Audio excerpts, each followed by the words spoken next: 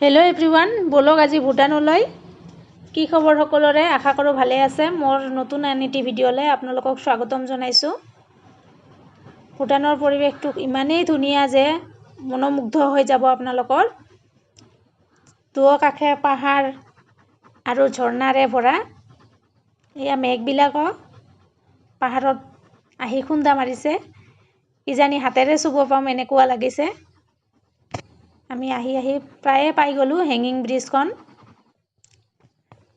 বেছি দূৰতো যাব নোৱাৰিম, এটা সীমা বান্ধি দিছে।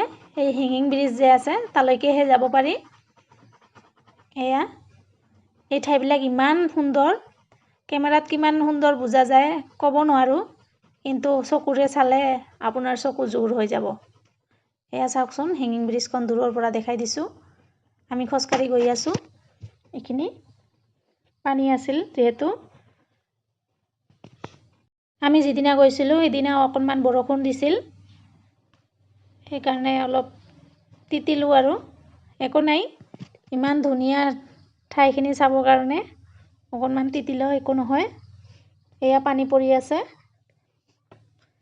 ঝৰ্ণাৰ পানীৰ ইমান শব্দ, কি ক'ম আৰু। চাওকচোন, এইখন ব্ৰিজখন বহুত ভাল লাগে। ঠাইখিনি ইমানেই সুন্দৰ যে ভাষাৰে প্ৰকাশ কৰিব নোৱাৰি। এয়া চাওকচোন, চাৰিওফালে বৰষুণ দি আছে তেতিয়ালৈকে। পাহাৰ ঝৰ্ণা চাৰিওফালে, গছ-গছনি। আৰু এটা কথা হ'ল কি, ইয়াত কোনো বাইক গাড়ীৰ কোনো হৰ্ণ বজাব নোৱাৰে। নিজৰ মতে নিজে যাই থাকিব, আহি থাকিব। এয়ে তো কেনে পালে ভিডিঅ'টো চাই কমেণ্ট কৰি জনাব মোক।